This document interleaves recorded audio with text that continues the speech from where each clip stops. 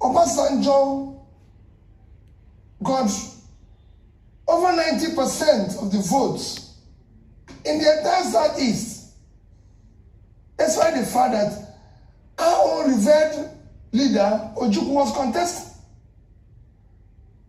Nobody shouted at anybody. Nobody said, I won't do business with the Yorubas or with the Northerners or with anybody. He failed in the Yoruba land. But we gave him more votes in the Southeast, even when our own revered leader was contesting. Nobody quarreled with it. We have Yoruba people who live in the East. Don't think that is the only here. I can tell you in Onitsha, where I live, two prominent people that I deal with are completely from the Southwest. And they were there. Nobody announced them. There were people doing their business who have the material right to vote whoever they want. And I can go back to history. In 2011, we voted for Jonathan. He got more votes in the Southeast than he got in South-South. When Abiola contested the election, he had more votes in the Southeast. Even when his vice presidential candidate is Muslim from Kanu,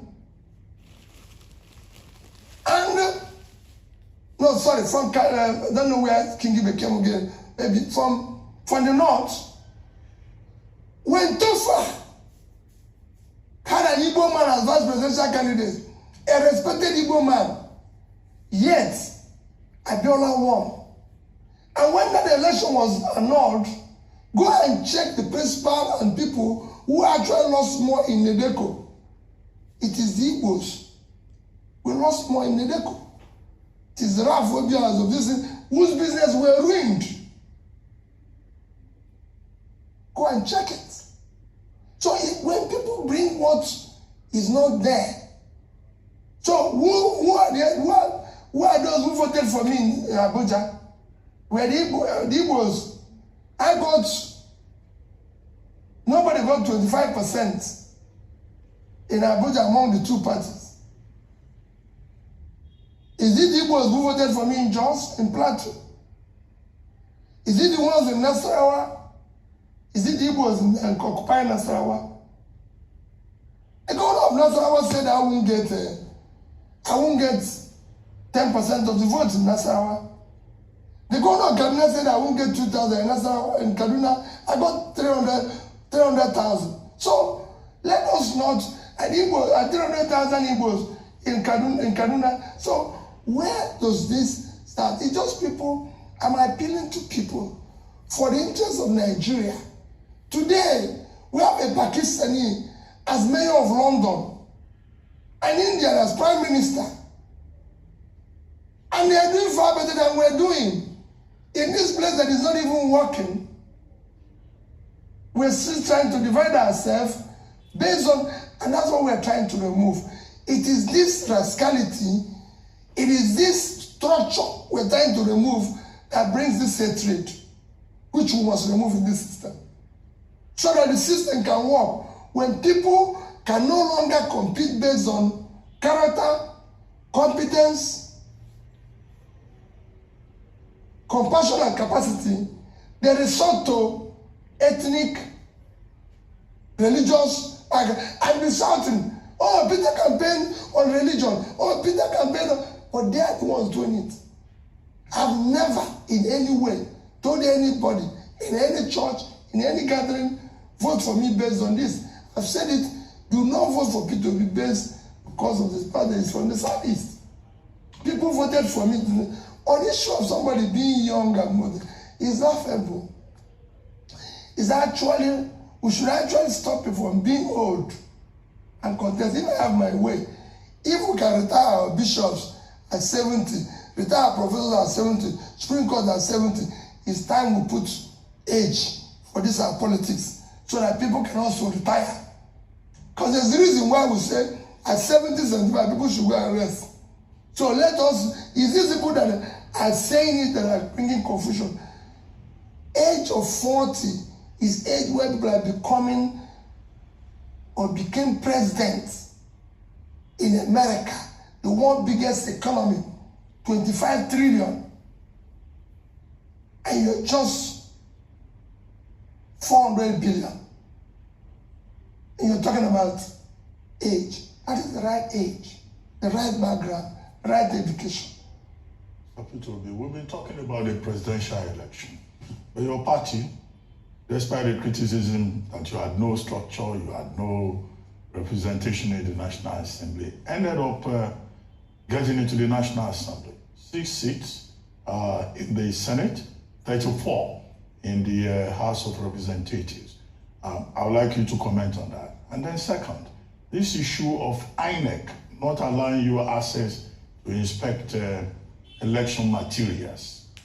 Now, Yusuf Tanko, the chief spokesperson of your party, has now served notice that INEC was duly served a CTC copy of the court order on March 3.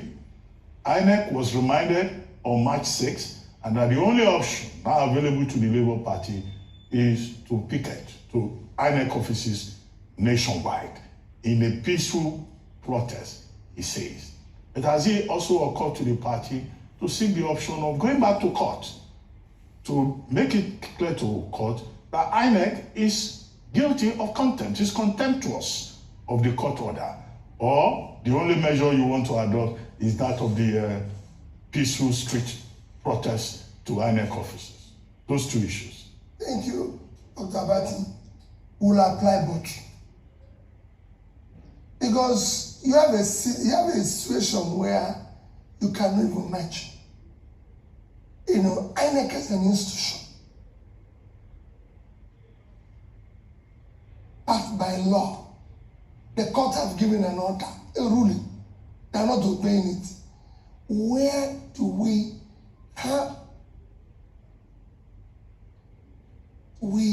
start to build a nation? The most important ingredients of what makes a nation is the rule of law. And I said it when I was campaigning, that we must govern by rule of law. Ruben, the biggest contributor to the Western economy today, in terms of GDP, in terms of their growth, is intangible assets called rule of law. The reason why people want to live in America, in Britain, in anything, is not because things that happen here don't happen, but because if it happens, you can seek redress in court and it will be obeyed. It's because if you call police, it will nothing else. Nothing else. I have somebody who told me an interesting story.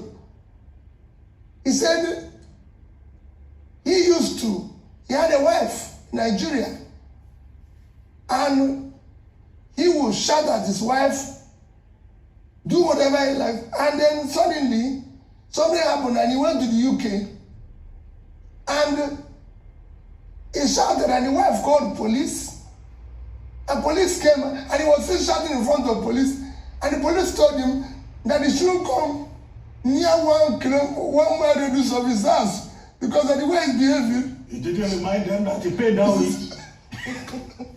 as a Nigerian. He told me, said, all he wants is to go back to Nigeria with his wife. Why? It's law.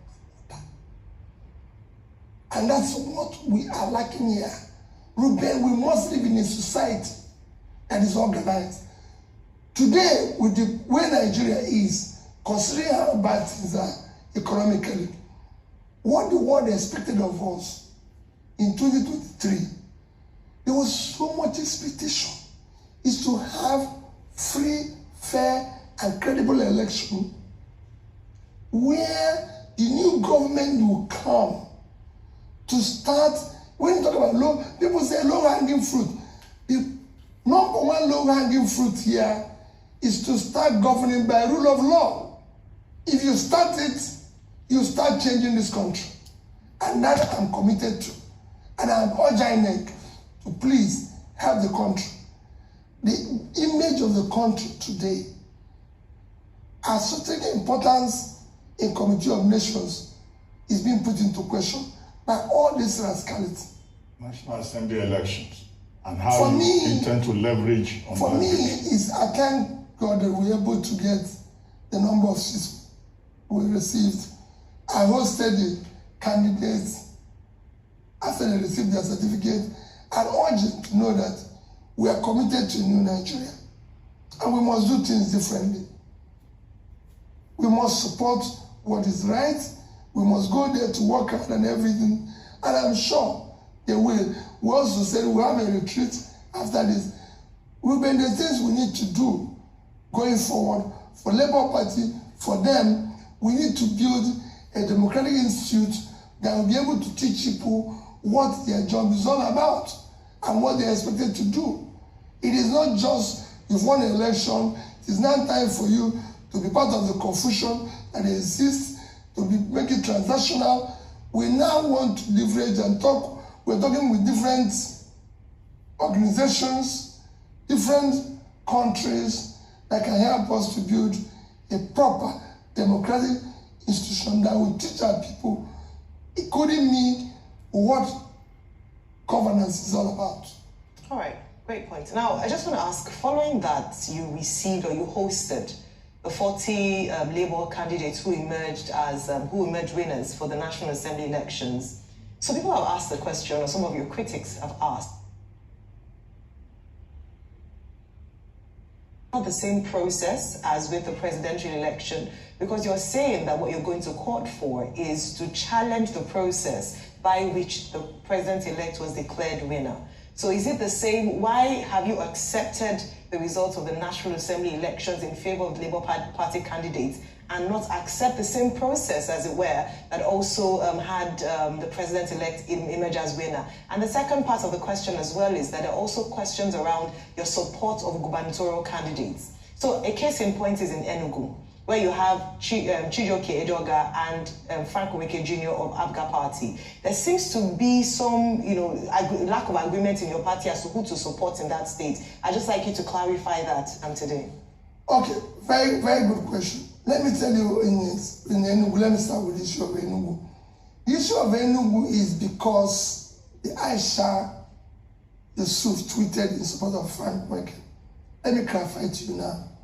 The obedient movement are not necessarily Labour members. You have to know that. There's so many people in the obedient movement who have nothing to do with Labour Party. There's so many groups within that. There's so many people. Someone like Aisha Yusuf is not a member of Labour Party. And it says so. And however, we even have what we call the big tent,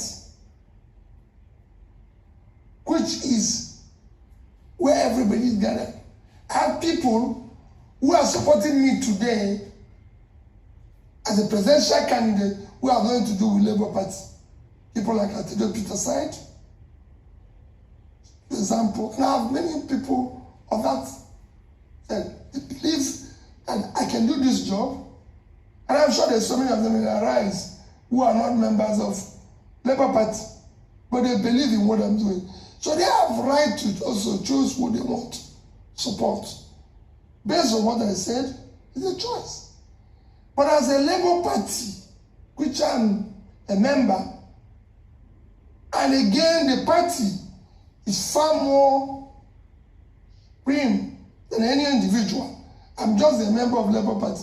Labour Party have chosen through this process that is verifiable and straightforward.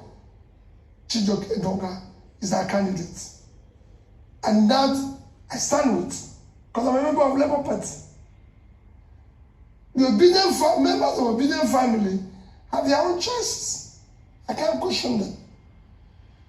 So that's the difference. So let's do. And then on the second question you asked about issue of whether National Assembly, they're not. Remember, INEC said House of Representative was going from through to the server. House Rep was going through, but it's only presidential. So, by that, they have defined a process. They have accepted a process. Go and read their law. In the other two, they follow that process. In this one, something happened. They gave an excuse. We shouldn't be there. Because they know what they're doing. Okay. So let's come to Lagos. What's your support like for the Labour Party governorship candidates in Lagos? And also, there's been a dichotomy. In fact, at some point, they were saying there was going to be a possibility of the PDP, Labour Party, and a couple of other parties doing a deal in Lagos, but that has not fallen through now. There's also the Jandor factor. Jandor has been saying he's fought, godfatherism with the APC and all of that, that he was thinking, this was the time of the PDP. He's come here to argue a couple of times that most of the votes you got in Lagos were also PDP votes. I mean, what do you say about that dichotomy vis-a-vis your own Labour Party candidate in Lagos? Another question I'd like to ask you is this. In this our country where rule of law has been put on the background, that people don't even obey court judgment again. It might sound like a funny question, but in a case where a court judgment gets in your favor, maybe in the Supreme Court, and it's not obeyed, what happens? Because that's the kind of dichotomy and anarchy we've put on the land. And this your newfound friendship with the PDP. Are you people challenging this together? Have you been talking to Alhaji Atiku Abubakar? What have you people been saying to each other? Because both of your vice presidential candidates had a joint press conference together. Well, let me say this. There's no partnership between Labour Party and the PDP. Both of us are challenging a process that is wrong. That is acceptable. The process is wrong. And we're challenging it because we're all participants. It's like there's several people are involved in a competition and it goes wrong and they come together and say, it happened. There's so many court challenges all over the world where maybe if you see the abroad where somebody have raped one woman, he went to court, several others who were raped by the same man comes out. They're not acting jointly, but because they have been a victim of the same man. But both of you are saying you won the election. No, Alhaji Atiku Abubakar is saying you won the election. You two are saying you won the election. No problem. That is why we want to check the process. It is not the process that will say who actually rightly received the highest number of rightful votes cast in the said election. Because what is important is who received the highest number of rightful votes cast in the election and who has the spread. So if we do the right things, this is what we are claiming now is because of the confusion that was deliberately created by INEC. If they had done the right things, we won't be here. Nobody will be arguing. Like I said, I have my respect for Atiku. My respect for him remains as long as I live. He's a respected elder brother. You've been speaking to him? Of course. As regards this election? No, not as regards the election, but any other issue. We have always remained close. He's my respected elder brother. On the issue of Nigeria, we are two different candidates. I'm committed to a new Nigeria, committed to doing things different. And my commitment is total. But my commitment does not in any way affect my respect for him or Tinubu. I will remain respectful to them. On issue of Lagos, the Labour candidate in Lagos remains the best candidate. Is through a thorough negotiation from a family that everybody is well known. His educational background, his age, everything is not in question. And he has the right age and the right energy. And I support him 100%. so do I do whoever Labour candidate that will be chosen through the right process. I told you here that we don't have candidates everywhere. We have maybe 5, 6, or 7 candidates, and I support them. Wherever you see me not supporting a candidate, Labour Party, especially our chairman, must have maybe worked with them in partnership or somehow to be able to achieve what we achieved in the last election. And Labour as an institution is bigger than me. And I respect and take the ratings of the chairman. Because we want to build institutions so it will work. Even if I'm the leader, I believe in the institution. And I must respect the institution. That's some of the rascalities I saw in other parties that makes it not work. Because people think they're bigger than the party. I'm not bigger than Labour Party. Labour Party remains bigger and also whatever directive. So I assure you we support GRV, and I can tell you he's a fantastic candidate. Okay, Mr. Obi, here is a friend of yours. I don't want to name him on television. Responding to the point you made about age. Maybe you want to clarify that. He says, remind Peter that if he's going by age, at 63 years, he himself isn't qualified. We should be talking about credibility and the characteristics of leadership, irrespective of age. 63 years. Who is 63? Well, that's what he's saying about you. And I'm just reading what he sent to me. He said, it's not about age. The task of nation building is a mutual responsibility between the young and the old. The old contributing experience and maturity, and the young collaborating with audacity and diversity. In the USA, that he quotes, the use of age as a criterion for any job is considered discriminatory, just like religious and gender discrimination. So Peter Obi is out of place using age against his co-contestants. That's what this person said. Remember when I quoted age? I wasn't talking about myself. Remember? Yes, I didn't say so. They asked me that if somebody said 40 years is too young for Lagos State. Yeah. That was when I said that people who are talking about age, and it's them that are above 75 should actually retire. But let's not compare age in the US and here. Please. Ruben, in the US, life expectancy is 72.5 years. In Nigeria, life expectancy is 64. So at 70, you've actually passed 16 years. Your life expectancy. You already have inspired product. Yes, we should have gone. So, and some of these people who are saying this have contributed why people are dying, where we have high infant mortality. So let us not compare the two. It's not the same society. Life expectancy, somebody who is 8 in America is different from somebody who is 80 here. So you cannot compare the two of them.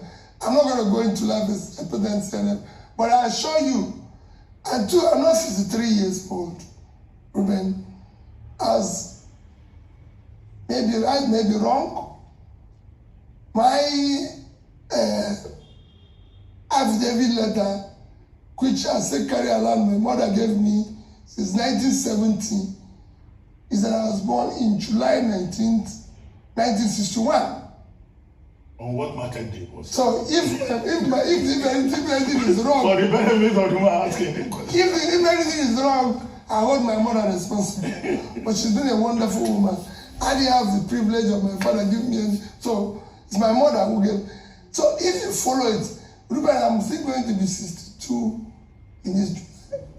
So I'm not excluding, I'm not comparing the age, all that. But I assure you of my commitment is, and I listened to what he said, we need experience of age. But the age and the old have not used that experience. Rather, what they are doing is claiming experience in failure. They've not used it to progress the place. Rather, they tell you, do you know I've been doing this for 30 years? And so what? The place failed. How can you claim experience in failure? If you have been doing it for 30 years and we're in this mess, then you should actually cover yourself in shame. Not saying I've been around for 20 years. Thereby, it's my entitlement. No. You have to claim entitlement where things are progressing, where things are going well. And that's what it should be. Okay. Now, one of the reasons why the age conversation has come up, particularly with Gbadebo Rodzaivo in Lagos State, is also looking at his political experience. So beyond just his biological age, what some people have said is that he doesn't have that political heritage. He doesn't have that experience in governance and public service. I'd like you to speak to that, please, because it's beyond age. It's also the fact that, so you talked about the fact that he went to MIT, fantastic, Ivy League school. However, they're saying that if you're going to, govern a diverse, cosmopolitan city like Lagos, you would need more than an MIT certificate. What do you have to say to that? Which experience? When you talk about experience, my sister, when I was campaigning to be governor of Anambra State, I've never worked in government. I've never had anything to do with government. I was faced with the same thing. I was his age. I was just about, I started campaigning in 2003. 2001, I was just 39. By the time that the election took place, I was 41, 42. So I was at that age. And it was the same thing. People were saying, hey, who is he? He has never worked in government before. He has not done this before. The only experience they can claim is the same experience of corruption, experience of stealing, experience of doing the wrong thing. In fact, at times it's good to bring somebody who doesn't have that experience so he can clean up the mess. I came in without that experience. And when they wanted to teach me the experience, I told them they are wrong. I recall telling my people to ask me, when will government of Anambra State have a lodge in Abuja? Going on. They said, because every state have it. I said, well, we can't. The government doesn't live in Abuja, so shut it down. When will this one happen? When is government going to have 18 guest houses? They say because that's government, because you have guests. These are things we shut down and made us have the money to do the work. So the experience they have is the experience I'm trying to do. That's the structure that I'm telling you about. What you saw challenging now is the structure. We are saying we have no structure, we have no structure. That's the experience. As far as I'm concerned, he's at the right age, the right energy, the right educational background. Whatever there is, everything is lacking. Because of his exposure and everything, he will be able to read it. A job of a leader is always listening and learning. Okay. And I did that, and we succeeded. Listen to the people, do what they want, prove your integrity, and look at your background, where you're coming from. Remember that if you steal, it's going to show in the alumni of MIT that you're not a thief.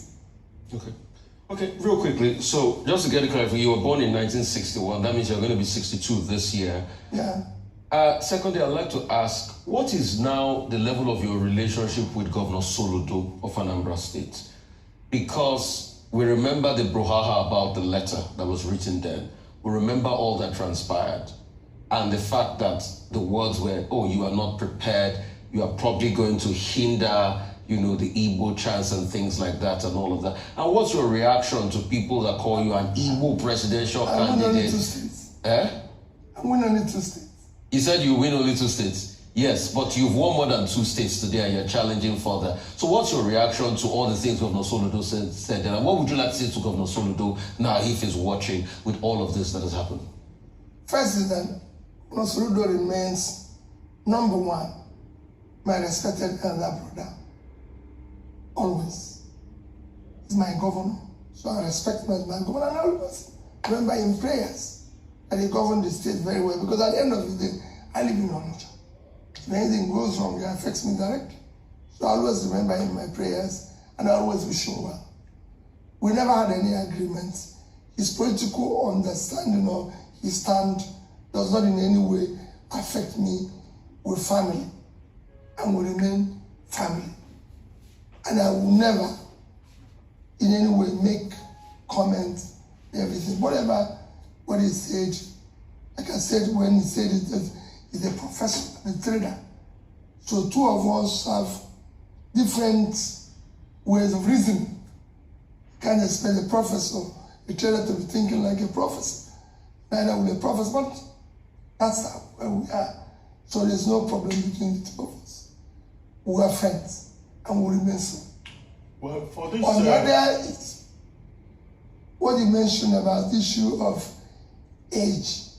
I'm not against age. If you're 70 and you're healthy and everything, I only said age should not be used, especially to talk about inexperience. I'm also saying that age at certain times should be used to say you can no longer physically, because the job requires physical energy.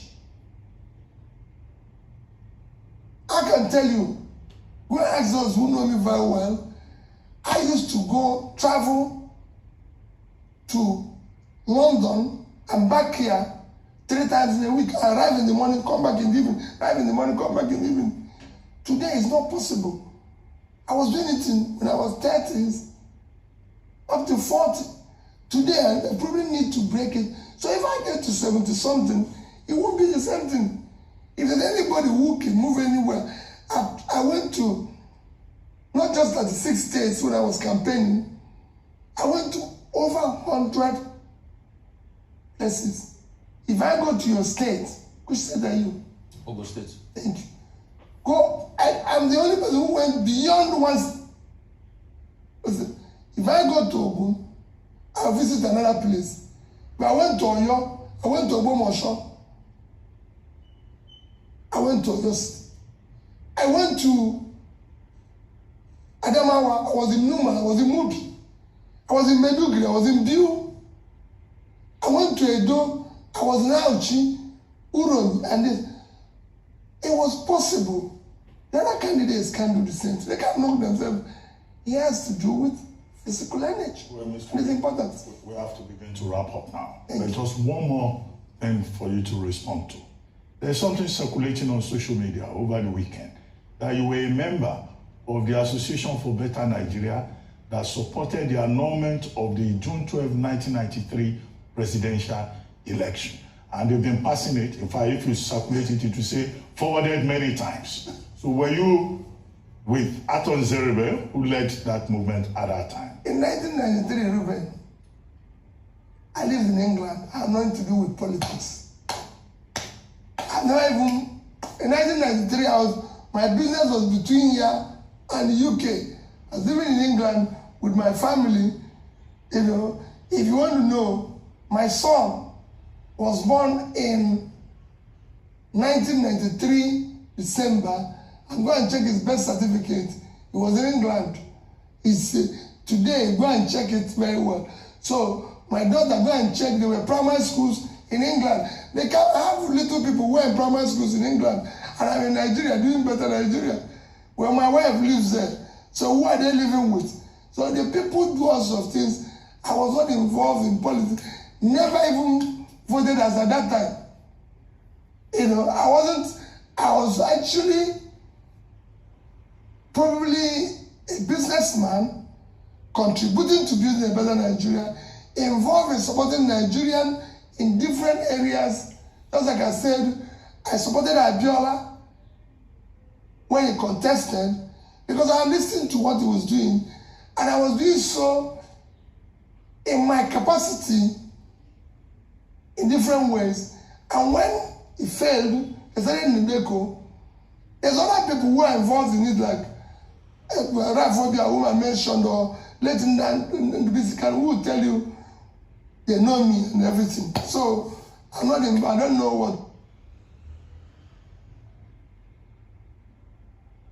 Come with all sorts of lies there. They say, oh, he's doing. And I've said there shouldn't be any tension. People should go out and vote for Gbadebo. is the right candidate. And they go out and vote in other areas, even where I mentioned that if you have competent people in other parties, vote for them. Okay, on that note, we'd like to thank you very much, Mr. Peter Obi, for joining us today on the